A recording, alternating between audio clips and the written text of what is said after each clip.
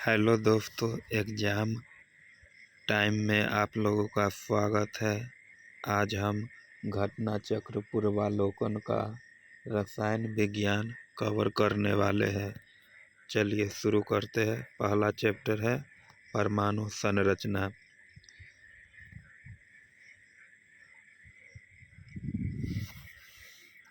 किसी तत्व के सूक्ष्मतम कण जिससे अणु बनते हैं तथा जो रासायनिक अभिक्रिया में बिना अपघटित हुए भाग लेते हैं, परमाणु कहलाते हैं। परमाणु रासायनिक रूप से अविभाज्य होते हैं। उनका आकार अति सूक्ष्म और भार बहुत ही कम होता है। परमाणु के आकार। परमाणुओं में सबसे छोटा परमाणु हाइड्रोजन का है। हाइड्रोजन का परमाणु त्रिज्या 0.28 एंगस्ट्रॉम के लगभग है। अन्य तत्वों की परमाणु त्रिज्या 0.7 एंगस्ट्रॉम से 2.5 एंगस्ट्रॉम के मध्य है।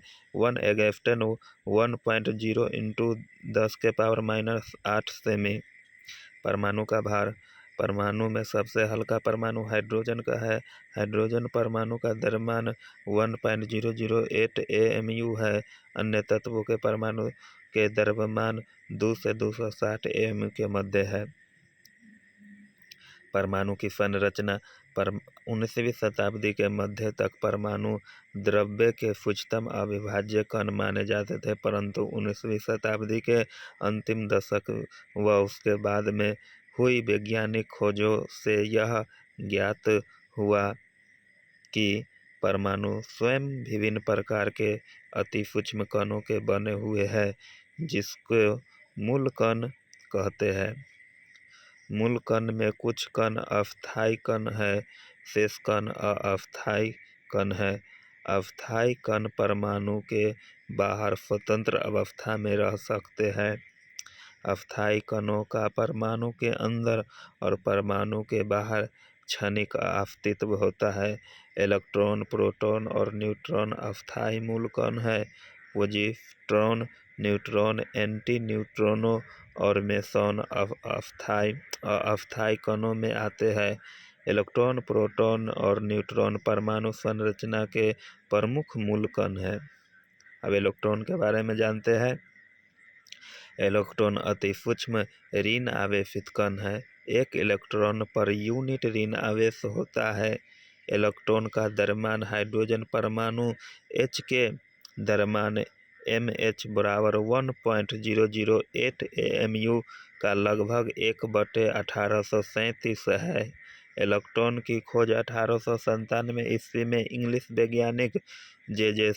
थॉमसन ने कैथोड किरणों में की। अब प्रोटॉन के बारे में जानते हैं। प्रोटॉन अति सूक्ष्म धनावेशित कण है। एक प्रोटॉन पर यूनिट धनावेश होता है। प्रोटॉन का द्रव्यमान हाइड्रोजन परमाणु के द्रव्यमान के लगभग बराबर है। हाइड्रोजन परमाणु में से इलेक्ट्रॉन बाहर निकल जाने पर जो यूनिट धनावेशित कण H+ शेष रह जाता है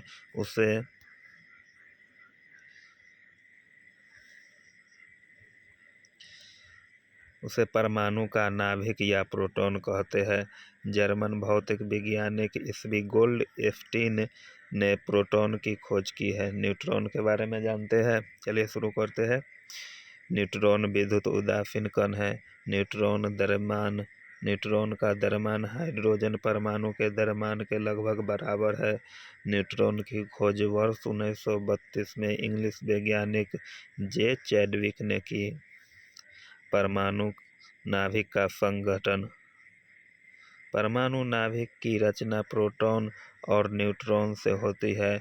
नाभिक का द्रव्यमान प्रोटॉन और न्यूट्रॉन के कारण तथा नाभिक का धन आवेश केवल प्रोटॉन के कारण होता है।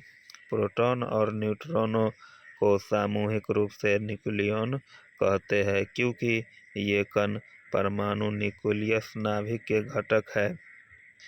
परमाणु में इलेक्ट्रॉन नाभिक के बाहर रहते हैं और नाभिक के चारों ओर अपेक्षाकृत कुछ दूरी पर विभिन्न कक्षाओं में घूमते रहते हैं। परमाणु में इलेक्ट्रॉन की संख्या प्रोटॉनों की संख्या के बराबर होती है, इसलिए परमाणु विद्युत उदासीन होते हैं। परमाणु क्रमांक एटॉमिक नंबर। किसी तत्व के परमाणु नाभिक में उपस्थित प्रोटॉन की संख्या उस तत्व में परमाणु क्रमांक Z होता है। प्रत्येक तत्व का परमाणु क्रमांक निश्चित और स्थिर होता है। भिन्न भिन्न तत्वों के परमाणु क्रमांक भिन्न भिन्न होते हैं। हाइड्रोजन तत्व का परमाणु क्रमांक 1 है। इस कथन से यह अभिप्राय है कि हाइड्रोजन परमाणु के नाभिक में एक प्रोटॉन है।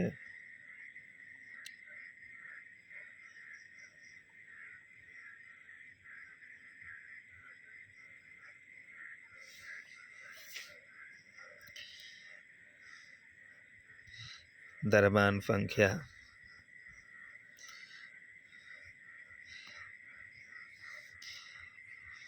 किसी परमाणु के नाभिक में उपस्थित प्रोटॉन और न्यूट्रॉन की संख्या के योग को द्रव्यमान संख्या कहते हैं। परमाणु की द्रव्यमान संख्या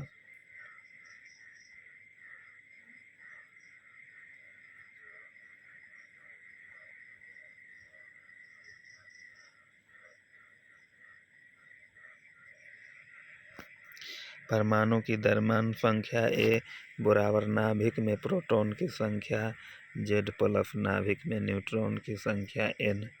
किसी परमाणु की द्रव्यमान संख्या उस परमाणु के नाभिक में उपस्थित न्यूक्लियनों की कुल संख्या को प्रदर्शित करती है। द्रव्यमान संख्या तत्व का मूल लक्षण नहीं है। किसी तत्व के भिन्न भिन्न परमाणु के द्रव्यमान संख्या भिन्न भिन्न हो सकती है। परमाणु भार। किसी परमाणु के परमाणु द्रव्यमान या परमाणु भार उसकी द्रव्यमान संख्या के लगभग बराबर होती है। परमाणु भार लगभग बराबर द्रव्यमान संख्या A। परमाणु भार लगभग बराबर नाभिक में प्रोटॉन की संख्या Z प्लस नाभिक में न्यूट्रॉन की संख्या N। सम इलेक्ट्रॉनिक। जिन आयनों और परमाणुओं में इलेक्ट्रॉनों की कुल संख्या बराबर होती है उन्हें सम इलेक्ट्रॉनिक कहते हैं। सम इलेक्ट्रॉनिक आयनों और परमाणुओं के इलेक्ट्रॉनिक विन्यास एक जैसे होते हैं। उदाहरण के लिए Na plus, Mg2 plus, F minus, F2 minus और Ne सम इलेक्ट्रॉनिक है। इनमें प्रत्येक में 10 इलेक्ट्रॉन हैं। समस्थानिक आइसोटोप्स। समान परमाणु क्रमांक परंतु भिन्न परमाणु द्रव्यमान के परमाणुओं को समस्थानिक कहते हैं। आवर्त सारणी में किसी तत्व के समस्थानों का स्थान अलग अलग न होकर एक ही होता है क्योंकि उनका परमाणु क्रमांक समान होता है। हाइड्रोजन तत्व के 3 समस्थानिक ज्ञात है जिसकी परमाणु क्रमांक 1 है परंतु उसकी द्रव्यमान संख्या क्रमशः 1, 2, 3 है। इन समस्थानिकों को हाइड्रोजन 1, हाइड्रोजन 2, ड्यूटेरियम या D और हाइड्रोजन 3, ट्राइटियम या T कहते हैं। ऑक्सीजन तत्व के 3 समस्थानिक ज्ञात है जिसकी परमाणु क्रमांक क्रमशः 8 है परंतु उसकी द्रव्यमान संख्या क्रमशः 16, 17 और 18 है। इन समस्थानिकों को ऑक्सीजन 16, ऑक्सीजन 17 और ऑक्सीजन 18 कहते हैं। किसी तत्व के समस्थानिकों में प्रोटॉन की संख्या समान होती है परंतु न्यूट्रॉन की संख्या भिन्न होती है। संभारिक आइसोबार। समान परमाणु द्रव्यमान या समान द्रव्यमान संख्या परंतु भिन्न परमाणु क्रमांक के परमाणुओं को संभारिक कहते हैं। आवर्त सारणी में संभारकों का स्थान अलग अलग होता है क्योंकि उनके परमाणु क्रमांक भिन्न होते हैं। 1H3 और 2He3 संभारिक है क्योंकि इसका परमाणु द्रव्यमान या द्रव्यमान संख्या समान है परंतु इसके परमाणु क्रमांक भिन्न है। संभारकों के नाभिकों में प्रोटॉन और न्यूट्रॉन की संख्या का योग समान होता है परंतु प्रोटॉन की संख्या भिन्न भिन्न होती है। सम न्यूट्रॉनिक आइसोटोन्स। भिन्न तत्वों के वे परमाणु जिसमें न्यूट्रॉनों की संख्या समान होती है सम न्यूट्रॉनिक कहलाते हैं। उदाहरण के लिए Si1430, P1531 और S1632 सम न्यूट्रॉनिक है क्योंकि इनके नाभिकों में न्यूट्रॉनों की संख्या समान है। इसी प्रकार H13 और He24 समन्यूट्रॉनिक है, C6 13 और N7 14 समन्यूट्रॉनिक है। रेडियोएक्टिविकता कुछ पदार्थ जैसे यूरेनियम, थोरियम, रेडियम आदि स्वतः एक प्रकार के भेदी किरणें उत्सर्जित करते हैं। ऐसे पदार्थों को रेडियोएक्टिव पदार्थ कहते हैं और पदार्थों का स्वतः भेदी किरणें उत्सर्जित करने का गुण रेडियोएक्टिविकता कहलाती है। रेडियोएक्टिविकता परमाणु नाभिक का गुण है। रेडियोएक्टिव तत्वों के नाभिक अस्थायी होते हैं, उनमें स्वतः विघटन का गुण होता है। परमाणु नाभिक के स्वतः विघटन को रेडियोएक्टिव विघटन कहते हैं। परमाणु नाभिकों से भेदी किरणें अल्फा बीटा किरणें उत्सर्जित करती है। ये किरणें रेडियोएक्टिव किरणें कहलाती है। रेडियोएक्टिव विघटन एक नाभिकीय प्रक्रिया है, न कि रासायनिक अभिक्रिया। रेडियोएक्टिविकता का गुण प्राय भारी नाभिकों में पाया जाता है, क्योंकि भारी नाभिक अस्थायी होते हैं। परमाणु क्रमांक 83 से आगे के सभी तत्व रेडियोएक्टिव है। बैकेरल द्वारा यूरेनियम के रेडियोएक्टिविकता की खोज हो जाने के कुछ समय बाद मैडम क्यूरी द्वारा थोरियम के रेडियोएक्टिव गुणों की खोज हुई। 1898 में ईस्वी में मैरी क्यूरी और उनके पति पीरे क्यूरी ने रेडियोएक्टिव तत्व पोलोनियम की खोज की। मैरी क्यूरी ने वर्ष 1902 में यूरेनियम के अयस्क पिंच ब्लेड U3O8 में एक नए तत्व रेडियम की खोज की, जो यूरेनियम की अपेक्षा लगभग 30 लाख गुना अधिक रेडियोएक्टिव है। वर्तमान शताब्दी में कई नए रेडियोएक्टिव तत्व की खोज हुई है, जिनमें radon, argon, protactinium, Pa, actinium, Ag, francium, Fr और एसिटिड At प्रमुख है। अल्फा बीटा गामा किरणों के गुणों की तुलना। अल्फा किरणें, बीटा किरणें, गामा किरणें। पहला, प्रकृति। अल्फा किरणें धन आवेशित अल्फा कणों से बनी है। अल्फा कण पर 2 यूनिट धन आवेश होता है। अल्फा कण का द्रव्यमान हीलियम 4 परमाणु के नाभिक के द्रव्यमान के बराबर अर्थात 4 AMU होता है। अल्फा कण हीलियम परमाणु का नाभिक होता है। इसे He24 या अल्फा24 संकेत द्वारा प्रदर्शित करते हैं। बीटा किरणें ऋण आवेशित बीटा कणों से बनी है। बीटा कण इलेक्ट्रॉन होते हैं।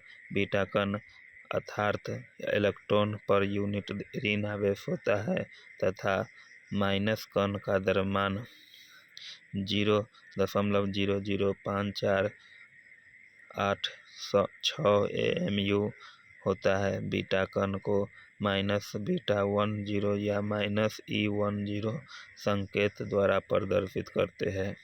गामा किरणें के सदृश विद्युत चुम्बकीय विकिरण है। गामा किरणें का तरंगदैर्घ्य 1 एंगस्ट्रॉम के बराबर होता है। वेग। अल्फा किरण का वेग लगभग प्रकाश के वेग का 1/10 होता है। बीटा किरणों का वेग प्रकाश के वेग के लगभग बराबर होता है। गामा किरणों का वेग प्रकाश के वेग के बराबर होता है। भेदन क्षमता। अल्फा किरणें 0.002 सेमी मोटी एल्युमिनियम की चादर को भेद सकती है। बीटा किरणें उच्च वेग के कारण 0.002 सेमी मोटी एल्युमिनियम की चादर को भेद सकती है। गामा किरणें 100 सेमी मोटी एल्युमिनियम की चादर को भेद सकती है। आयनीकारी क्षमता। अल्फा किरणें गैसों को आयनित करती है। इनकी आयनीकरण क्षमता बीटा किरणों की अपेक्षा 100 गुनी तथा गामा किरणों की अपेक्षा 10,000 गुनी होती है। बीटा किरणों गैसों का आयनित करती है। इसके आयनीकरण क्षमता गामा किरणों की अपेक्षा 100 गुनी होती है। गामा किरणें गैस का आयनित करती है। इसकी आयनीकरण क्षमता अल्फा किरणों की 1/10,000 गुनी और बीटा किरणों की 1/100 गुनी होती है। विद्युत और चुंबकीय क्षेत्रों का प्रभाव। अल्फा किरणें विद्युत क्षेत्र में ऋण आवेशित प्लेट की ओर विक्षेपित हो जाती है। अल्फा किरणें चुंबकीय क्षेत्र में भी विक्षेपित होती है। बीटा किरणें विद्युत क्षेत्र में धन आवेशित प्लेट की ओर मुड़ जाती है। बीटा किरणें विद्युत क्षेत्र में अल्फा किरणों की अपेक्षा अधिक विक्षेपित होती है, क्योंकि अति अल्प द्रव्यमान के कारण बीटा किरणों के आवेश और द्रव्यमान का अनुपात E/m बहुत उच्च होता है। बीटा किरणें चुंबकीय क्षेत्र में भी विक्षेपित होती है। गामा किरणें विद्युत उदासीन होता है। इन किरणों पर विद्युत और चुंबकीय क्षेत्रों का कोई प्रभाव नहीं होता है। फोटोग्राफिक प्लेट का प्रभाव। अल्फा किरणें फोटोग्राफिक प्लेट को काला कर देती है। बीटा किरणें फोटोग्राफिक प्लेट को अल्फा किरणों की अपेक्षा कम काला करती है। गामा किरणें फोटोग्राफिक प्लेट को सबसे कम काला करती है। बेरियम प्लेटिनोसाइड और जिंक सल्फाइड पर प्रभाव। अल्फा किरणें प्रतिदीप्त उत्पन्न करती है। बीटा किरणें प्रतिदीप्त उत्पन्न करती है। गामा किरणें प्रतिदीप्त उत्पन्न करती है। चलिए अब प्रैक्टिस करते हैं PYQ का। प्रीवियस ईयर क्वेश्चन को प्रैक्टिस करते हैं। चलिए शुरू करते हैं। पहला सवाल, परमाणु नाभिक अवयव है। पहला डायरेक्ट आंसर बताते हैं और व्याख्या करते चलेंगे। चलिए शुरू करते हैं। परमाणु नाभिक के अवयव है। आंसर है सी, प्रोटॉन और न्यूट्रॉन। परमाणु पदार्थ का वह लघुत्तम भाग है जिसमें पदार्थ के सभी गुण विद्यमान रहते हैं। यह रासायनिक अभिक्रिया में भाग लेता है परंतु स्वतंत्र अवस्था में नहीं रह सकता है। परमाणु के केंद्र में एक नाभिक होता है जिसे प्रोटॉन तथा न्यूट्रॉन स्थित होते हैं। प्रोटॉन तथा न्यूट्रॉन विद्युत उदासीन कण है। परमाणु में इलेक्ट्रॉन नाभिक के चारों ओर एक निश्चित कक्षा में चक्कर लगाते हैं जिसे ऊर्जा स्तर कहते हैं। दूसरा सवाल, आणविक संरचना के बारे में निम्नलिखित में से कौन कथन सही है? आंसर हो जाएगा सी, प्रोटॉन तथा न्यूट्रॉन न्यूक्लियस में होते हैं तथा इलेक्ट्रॉन न्यूक्लियस के इर्द गिर्द चक्कर लगाते हैं।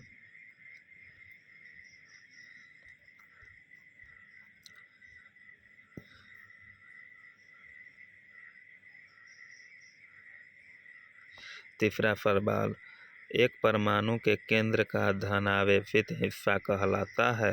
Answer D, nucleus. एक परमाणु के केंद्र का धनावेशित हिस्सा नाभिक या न्यूक्लियस कहलाता है। नाभिक परमाणु का केंद्रक होता है। परमाणु के नाभिक में प्रोटॉन तथा न्यूट्रॉन अवस्थित रूप में न्यूक्लियॉन कहलाते हैं। प्रोटॉन धनात्मक आवेश युक्त मूल कण है तथा न्यूट्रॉन उदासीन होता है, जिस कारण नाभिक धन आवेशित होता है। चौथा सवाल, निम्नलिखित में से कौन सा अणु एटम का भाग नहीं है? D, photon. इलेक्ट्रॉन, प्रोटॉन और न्यूट्रॉन एटम का भाग होता है लेकिन प्रोटॉन नहीं होता है। इलेक्ट्रॉन, प्रोटॉन और न्यूट्रॉन परमाणु के मूल अवयव है, जबकि फोटॉन ऊर्जा का बंडल होते हैं जो प्रकाश के वेग से चलते हैं। सभी प्रकार की विद्युत चुम्बकीय किरणें का निर्माण इन्हीं मूल कणों से होता है।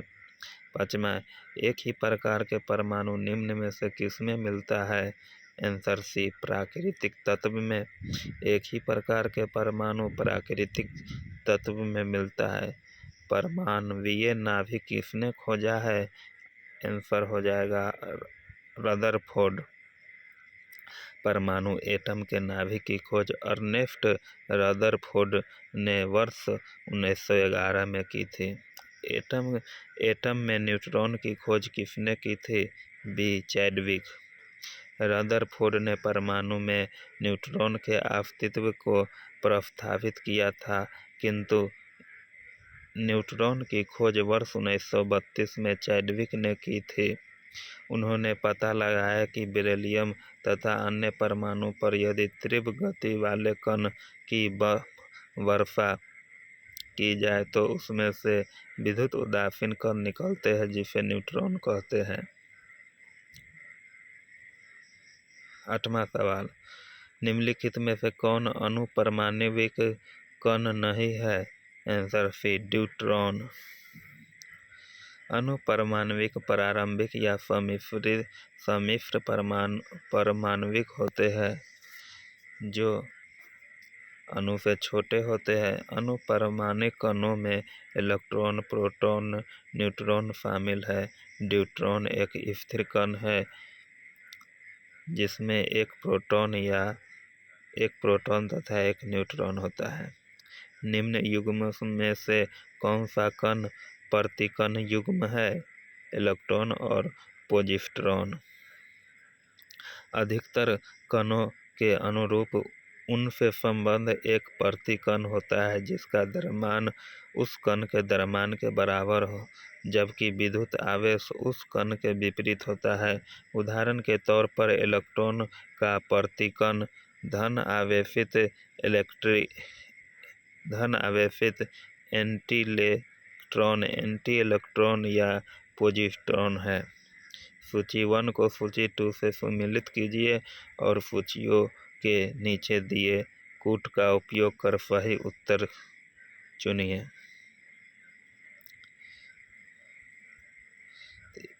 इसका आंसर ये है, चलिए मिलाते हैं।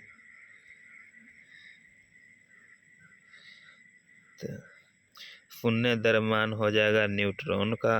आंशिक आवेश हो जाएगा क्वार्क का। आंशिक प्रचक्रण हो जाएगा पॉजिट्रॉन का। पूर्णांक प्रचक्रण हो जाएगा फोटॉन।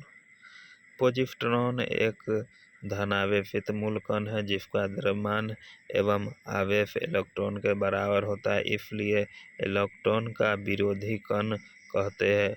इसका प्रचक्रण स्पिन 1/2 होता है। न्यूट्रॉन यह द्रव्यमान और आवेश रहित मूल कण है। इसकी खोज पाउली ने की थी।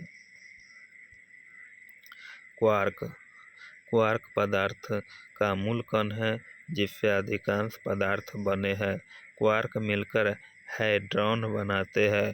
क्वार्क का आंशिक मूल आवेश मूल कण का 1/3 या +2/3 होता है।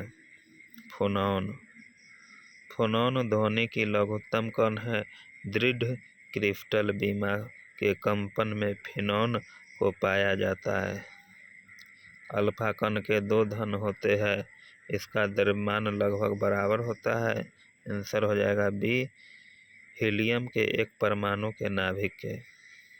अल्फा कण हीलियम नाभिक के समान 2 प्रोटॉन और 2 न्यूट्रॉन से मिलकर बने होते हैं।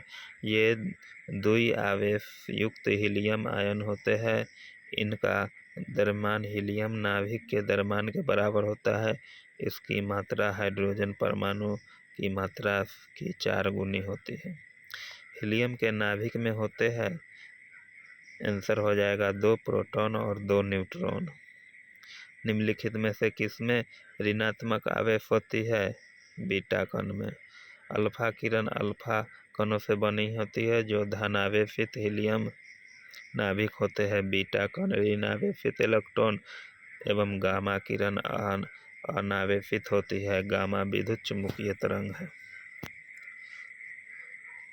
14 नंबर सवाल, निम्नलिखित में से कौन सा कण आवेश रहित है? न्यूट्रॉन।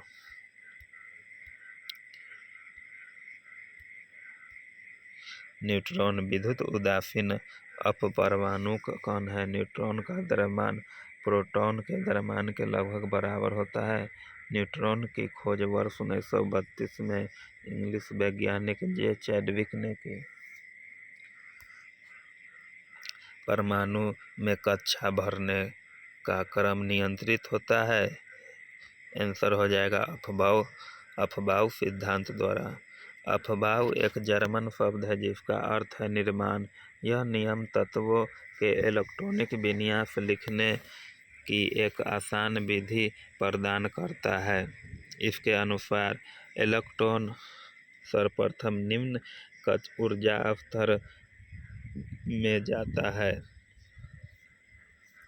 जब यह ऊर्जा स्तर पूर्णतः भर जाता है तब इलेक्ट्रॉन इस ऊर्जा स्तर से उच्च ऊर्जा स्तर में जाते हैं। इस प्रकार यह क्रम चलता रहता है। अफबाउ सिद्धांत पाउली के अपवर्जन नियम और हुंड के मैक्सिमम मल्टीप्लिसिटी नियम तथा कक्षों की तुलनात्मक ऊर्जाओं पर आधारित है। रासायनिक तत्वों के अणु के संदर्भ में चुंबकीय क्वांटम संख्या का संबंध है अभिविन्यास से। रासायनिक तत्वों के अणु के संदर्भ में चुंबकीय क्वांटम संख्या m का संबंध इलेक्ट्रॉनिक कक्ष के अभिविन्यास से है। प्रिंसिपल क्वांटम संख्या कक्षा के आकार और ऊर्जा को एजीमुथल क्वांटम संख्या 1 कक्ष की त्रिविमीय आकृति को तथा स्पिन क्वांटम संख्या s कक्ष में इलेक्ट्रॉन के चक्रण को बनाती है। अगला सवाल, जिस तत्व के परमाणु में 2 प्रोटॉन 2 न्यूट्रॉन और 2 इलेक्ट्रॉन होते हैं उस तत्व की द्रव्यमान संख्या कितनी होगी? आंसर 4। किसी तत्व का द्रव्यमान संख्या परमाणु भार उसके नाभिक में उपस्थित प्रोटॉन और न्यूट्रॉन की संख्या के योग के बराबर होता है। द्रव्यमान संख्या A बराबर प्रोटॉन जोड़ न्यूट्रॉन इक्वल 2 + 2 बराबर 4। एक तत्व में इलेक्ट्रॉन और न्यूट्रॉन की संख्या क्रमशः 18 तथा 20 है। इसकी द्रव्यमान संख्या कितनी होगी? C। आंसर हो जाएगा 38।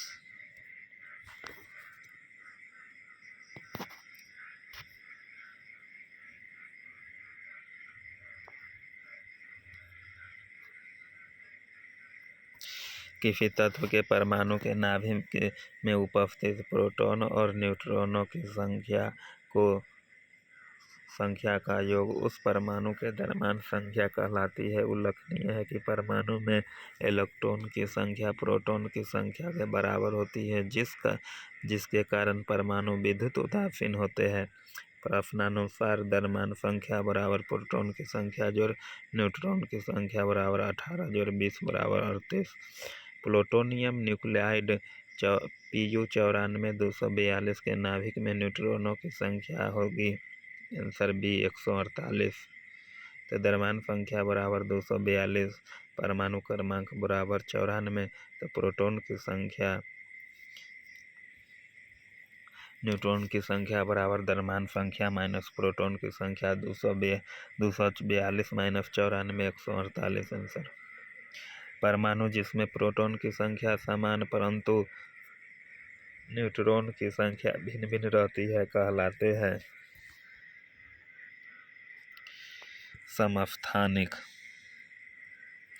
एक ही तत्व के वे परमाणु जिनकी परमाणु संख्या समान किंतु द्रव्यमान संख्या भिन्न भिन्न होती है समस्थानिक कहलाते हैं। किसी तत्व के विभिन्न समस्थानिकों की परमाणु संख्या समान होने के कारण यह है कि उनके नाभिकों में प्रोटॉन की संख्या समान होती है किंतु उसमें न्यूट्रॉनों की संख्या भिन्न भिन्न होती है जिसके कारण उनकी द्रव्यमान संख्या भिन्न भिन्न होती है।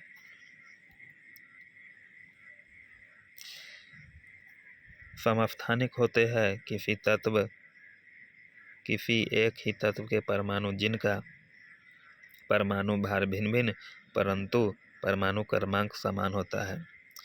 किसी परमाणु नाभिक का आइसोटोप वह नाभिक है जिसमें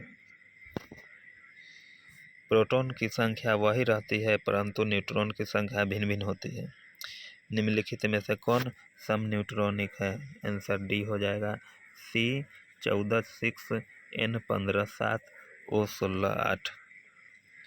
भिन्न भिन्न तत्वों के वे परमाणु जिनमें न्यूट्रॉन की संख्या समान होती है समन्यूट्रॉनिक कहलाते हैं। न्यूट्रॉनों की संख्या बराबर द्रव्यमान संख्या माइनस प्रोटॉन की संख्या। तो 14C6 में न्यूट्रॉन की संख्या हो जाएगा 14 - 6 बराबर 8। 15N7 में न्यूट्रॉन की संख्या 15 - 7 बराबर 8। 16O8 में न्यूट्रॉन की संख्या 16 - 8 बराबर 8। चूँकि 14C6 15N7 एवं 16O8 तीनों में न्यूट्रॉन की संख्या 8 है, इसलिए तीनों सम न्यूट्रॉनिक है। रेडियो एक्टिविटी मापी जाती है गाइगर काउंटर से। गाइगर काउंटर को गाइगर मूलर काउंटर के नाम से जाना जाता है। यह एक प्रकार का कण सूचक है जिसका प्रयोग अनियमित विकिरण को मापने में किया जाता है। इस उपकरण के द्वारा नाभिकीय विकिरण के उत्सर्जनों का पता लगाया जाता है। रेडियो एक्टिविटी का आविष्कार किसने किया था? बैकुरेल ने। अंटोइन हेनरी बैकुरेल एक फ्रांसीसी भौतिक शास्त्री थे। सर्वप्रथम 1896 ईस्वी में इन्होंने रेडियो एक्टिविटी की खोज की थी। यह खोज इन्होंने स्फुर-दीप्ति पदार्थों के अध्ययन के दौरान की थी। अब अगला चैप्टर है रासायनिक एवं भौतिक परिवर्तन, विलयन आदि। पहले नोट्स पढ़ देते हैं, उसके बाद फिर क्वेश्चन आंसर करेंगे। कुछ परिवर्तन है जिसके दौरान कोई नए पदार्थ नहीं बनते हैं। इसके विपरीत कुछ अन्य परिवर्तन हैं जिसके दौरान नए पदार्थ बनते हैं। इसलिए इनके आधार पर ही नए पदार्थ बनते हैं अथवा नहीं। हम सभी परिवर्तनों को दो समूहों में वर्गीकृत कर सकते हैं, भौतिक परिवर्तन और रासायनिक परिवर्तन। भौतिक परिवर्तन वे परिवर्तन जिसमें कोई नए पदार्थ नहीं बनते हैं भौतिक परिवर्तन कहलाते हैं। भौतिक परिवर्तन में शामिल पदार्थों को उनके विशिष्ट में परिवर्तन नहीं होता है। वे कुछ भौतिक प्रक्रमों द्वारा अपने मूल रूप में आसानी से पुरानी स्थिति में लौट सकता है। इसका अर्थ है कि भौतिक परिवर्तनों को आसानी से उत्क्रमित या उल्टा किया जा सकता है। भौतिक अवस्था, आकार और बाह्य आकृति में परिवर्तन भौतिक परिवर्तन होते हैं। भौतिक परिवर्तनों के कुछ सामान्य उदाहरण हैं: बर्फ का गलन, जल बनना; जल का हिमीकरण, बर्फ बनना; जल का क्वथन, भाप बनना; भाप का संघनन या द्रवण, जल बनना; विलयन बनना, विद्युत बल्ब का चमकना; और कांच के गिलास का टूटना। जब बर्फ को गर्म किया जाता है तो वह गलकर जल बनता है। यद्यपि बर्फ और जल भिन्न दिखाई देते हैं, वे दोनों जल के अणुओं के बने हैं। अतः बर्फ के गलन के दौरान नए रासायनिक पदार्थ नहीं बनते हैं। इसलिए बर्फ के गलन को जल का बनना एक भौतिक परिवर्तन है। जब जल को गर्म किया जाता है तो वह क्वथन कर उबल कर भाप बनता है। यद्यपि भाप और जल भिन्न दिखाई देते हैं, वे दोनों जल के अणुओं के बने होते हैं। अतः जल के क्वथन के दौरान कोई नया रासायनिक पदार्थ नहीं बनता है। इसलिए जल के क्वथन से भाप का बनना एक भौतिक परिवर्तन है। जब भाप को ठंडा किया जाता है तो वह संघनित द्रवित होकर जल बनती है। भाप के संघनन से जल का बनना भी एक भौतिक परिवर्तन है। भौतिक परिवर्तन अस्थायी परिवर्तन है जिन्हें मूल पदार्थ में उत्क्रमित किया जा सकता है। उदाहरण के लिए बर्फ के गलन से जल का बनना एक अस्थायी परिवर्तन है।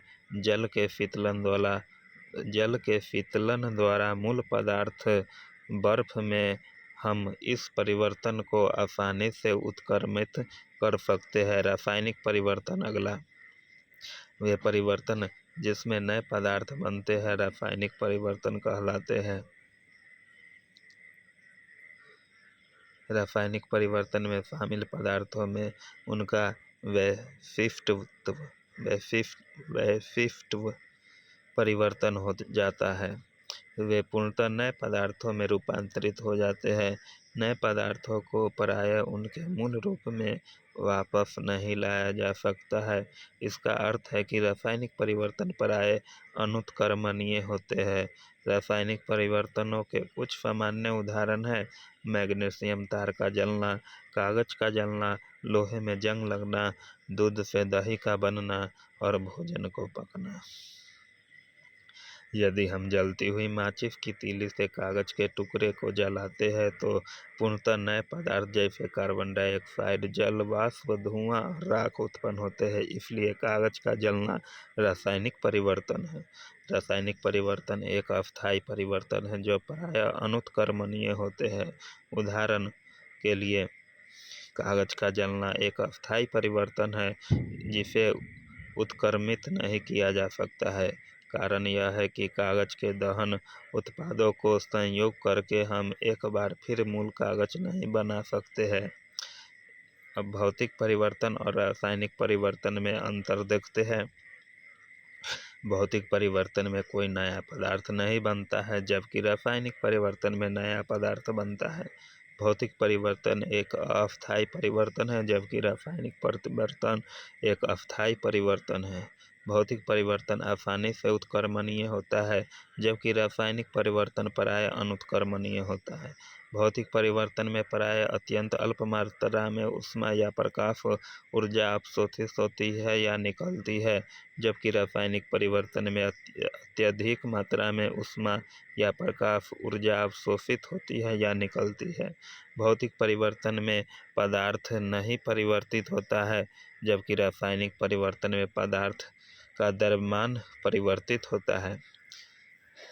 अगला टॉपिक है विलयन सॉल्यूशन। दो या दो से अधिक पदार्थों के समांगी मिश्रण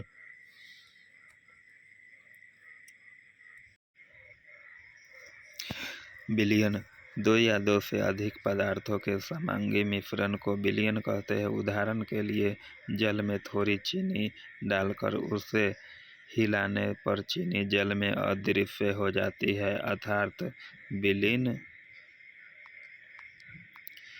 हो जाती है, तथा चीनी और जल का एक पारदर्शक समांगी मिश्रण अर्थात विलयन बन जाता है। इस प्रकार जल में सोडियम क्लोराइड, अल्कोहल या अमोनिया के समांग मिश्रण विलयन है। विलयन के प्रत्येक भाग के गुण समान होते हैं और प्रत्येक भाग विलयन के घटकों के रासायनिक गुण प्रदर्शित करता है। विलयन बनने में साधारणतः उसके घटकों की रासायनिक प्रकृति परिवर्तित नहीं होते हैं। विलायक और विलय। विलयन के जिस घटक की मूल भौतिक अवस्था विलयन जैसी होती है उसे विलायक कहते हैं और दूसरे घटक को अर्थात विलीन हुए पदार्थ को विलय कहते हैं। उदाहरण के लिए चीनी के जलीय विलयन में जल विलायक और चीनी विलय है। विलयन की भौतिक अवस्था ठोस, द्रव या गैस हो सकती है, जैसे जल में नमक, अल्कोहल या कार्बन डाइऑक्साइड का विलयन द्रव विलयन है।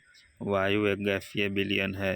कई मिश्र धातु ठोस विलयन है, जैसे पीतल, कॉपर और जिंक धातुओं का ठोस विलयन है। ठोस, द्रव और गैसीय विलयनों में द्रव विलयन प्रमुख है। साधारण विलयन द्रव विलयन होते हैं। तनु विलयन डाइल्यूट सॉल्यूशन। जिस विलयन में विलय की सांद्रता कम होती है उसे तनु विलयन कहते हैं। विलयन में विलय की सांद्रता अधिक होने पर उसे सांद्र विलयन कहते हैं। संतृप्त विलयन, किसी ताप पर जल की एक निश्चित मात्रा में थोड़ी चीनी डालकर उसे हिलाने पर चीनी जल में विलीन हो जाती है। थोड़ी थोड़ी मात्रा में चीनी को जल में डालकर विलयन को हिलाते रहने पर चीनी धीरे धीरे जल में घुलती रहती है और अंत में एक ऐसी अवस्था आ जाती है जब चीनी का घुलना रुक जाता है और ठोस चीनी विलयन के नीचे पेंदी में बैठने लगती है। इस अवस्था में विलयन संतृप्त विलयन कहलाता है। विलयता, किसी पदार्थ की वह मात्रा जो निश्चित ताप पर 100 ग्राम विलायक को संतृप्त करने के लिए आवश्यक होती है, पदार्थ की विलयता कहलाती है। किसी विलायक में निश्चित ताप पर किसी पदार्थ की विलयता निश्चित और स्थिर होती है। विलयता विलयन के ताप, विलय तथा विलायक की प्रकृति और विलय के कणों के आकार पर निर्भर करती है। अल्प विलय लवणों की विलयता सम आयनों की उपस्थिति से प्रभावित होती है। परासरण के बारे में जानते हैं। विलायक के अणुओं का अर्धपारगमय झिल्ली से होकर शुद्ध विलायक से विलयन की ओर या तनु विलयन से सांद्र विलयन की ओर स्वतः प्रवाह परासरण कहलाती है।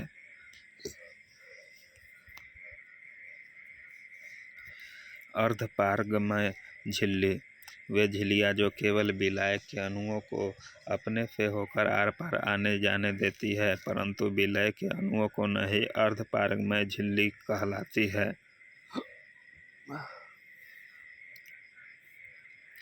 अब PYQ देखते हैं, प्रीवियस ईयर का क्वेश्चन। अब चलिए शुरू करते हैं। पहला सवाल है, भौतिक परिवर्तन का उदाहरण है। डी, पानी में चीनी का घुलना। भौतिक प्रक्रिया वह प्रक्रिया है जिसमें कारक को हटा देने पर भौतिक प्रक्रिया में भाग लेने वाला पदार्थ पुनः अपनी पूर्ववर्ती अवस्था में आ जाता है। भौतिक प्रक्रिया अस्थायी एवं उत्क्रमणीय होती है। पानी में चीनी का घुलना एक भौतिक परिवर्तन है क्योंकि वाष्पन द्वारा चीनी को पुनः प्राप्त किया जा सकता है। जल का वाष्प में परिवर्तन कहलाता है भौतिक परिवर्तन। भौतिक परिवर्तन वह कारक है जिसमें वस्तु अपनी पुरानी अवस्था को छोड़कर नए रूप में परिवर्तन हो जाते हैं, लेकिन कारक हटा लेने पर वह पुनः अपना वास्तविक रूप धारण कर लेती है। जल का वाष्प में परिवर्तन भौतिक परिवर्तन कहलाता है। निम्न में से कौन सा रासायनिक परिवर्तन का उदाहरण है? आंसर हो जाएगा बी, सब्जियों को पकाने पर उसका मुलायम हो जाना। रासायनिक प्रक्रिया वह प्रक्रिया है जिसमें कारक को हटा देने पर रासायनिक प्रक्रिया में भाग लेने पदार्थ अपनी पूर्ववर्ती अवस्था में नहीं आ सकता है, अर्थात रासायनिक प्रक्रिया अस्थायी एवं सामान्य उत्क्रमणीय होती है। अतः सब्जियों को पकाने पर उसका मुलायम हो जाना एक रासायनिक प्रक्रिया है। अगला सवाल, संक्षारण के उदाहरण है। आंसर हो जाएगा डी, उपयुक्त तीने। सिल्वर पर काले रंग की परत बनना, तांबे पर हरे रंग की परत बनना, लोहे पर भूरे रंग की परत बनना, ये सभी संक्षारण के उदाहरण हैं। वायु अथवा रासायनिक पदार्थों द्वारा धातुओं का शनैः शनैः क्षय होना संक्षारण कहलाता है। लोहे पर जंग लगना अर्थात लोहे पर भूरे रंग की परत बनना, तांबे पर हरे रंग की परत बनना तथा सिल्वर पर काले रंग की परत बनना संक्षारण कहलाता है या संक्षारण का उदाहरण है। 5वां सवाल, निम्नलिखित में से कौन से रासायनिक परिवर्तन का उदाहरण है? पहला, सोडियम क्लोराइड का क्रिस्टल, बर्फ का गलन, दूध का अपकंदन। नीचे दिए गए कूट का प्रयोग कर सही उत्तर चुनिए। आंसर हो जाएगा बी, केवल 3, दूध का अपकंदन। सोडियम क्लोराइड के क्रिस्टल और बर्फ के गलन भौतिक परिवर्तन का उदाहरण है। ऊर्ध्वपातन भी भौतिक परिवर्तन का उदाहरण है। वाष्पन भी भौतिक परिवर्तन के अंतर्गत आता है। दूध का आस्कंदन, लोहे के जंग लगना, दूध से दही का बनना तथा कागज का जलना रासायनिक परिवर्तन के उदाहरण है। अगला सवाल, कथन ए, उच्चतर तापमानों पर रासायनिक अभिक्रिया तीव्रतर हो जाती है। कारण है उच्चतर तापमानों पर आणविक गति और द्रुत हो जाती है। आंसर हो जाएगा ए और आर दोनों सही है और आर ए का सही स्पष्टीकरण है। उच्चतर तापमान पर आणविक गति तीव्र हो जाती है। रासायनिक अभिक्रिया की गति प्रतिकारकों के सांद्रण, ताप, भौतिक अवस्था एवं प्रतिकारकों की प्रकृति पर निर्भर करती है। सामान्यतः प्रतिकारकों का ताप जितना अधिक होता है उसकी प्रक्रिया उतना ही तीव्र होती है। 7वां सवाल, जल अपघटन में ऊर्जा किस रूप में उत्पन्न होती है। आंसर हो जाएगा बी, ऊष्मा के रूप में। जल अपघटन वह प्रक्रिया है जिसमें लवण के आयन और जल के आयन या अणु परस्पर संयोग करके अम्लीय या क्षारीय घोल बनाते हैं। इसमें ऊर्जा ऊष्मा के रूप में निकलती है। पाश्चुराइजेशन एक प्रक्रिया है। आंसर हो जाएगा सी, दूध को पहले बहुत देर तक गर्म किया जाता है और एक निश्चित समय पर अचानक ठंडा कर लिया जाता है। पाश्चुरीकरण द्रव खाद्य सामग्री के संरक्षण की विधि है। इस विधि की खोज लुई पाश्चर ने की थी, इसलिए उन्हें के नाम पर इसका नाम पाश्चुरीकरण पड़ा। इसमें दूध को 145 डिग्री फ़ारेनहाइट से 150 डिग्री फ़ारेनहाइट तापमान पर 30 मिनट तक गर्म किया जाता है। उसके पश्चात उसे 55 डिग्री फ़ारेनहाइट तक ठंडा कर लिया जाता है। इस पाश्चुरीकरण प्रक्रिया से दूध में उपस्थित हानिकारक कीटाणु नष्ट हो जाते हैं। अगला सवाल, पाश्चुरीकरण संबंधित है दूध के निर्जमीकरण से। पाश्चुरीकरण या पास्तुरीकरण एक ऐसी प्रक्रिया है जिससे किसी तरल या दूध का निर्जमीकरण करके उसकी भंडारण क्षमता में सुधार किया जाता है। पाश्चुरीकरण की प्रक्रिया में दूध को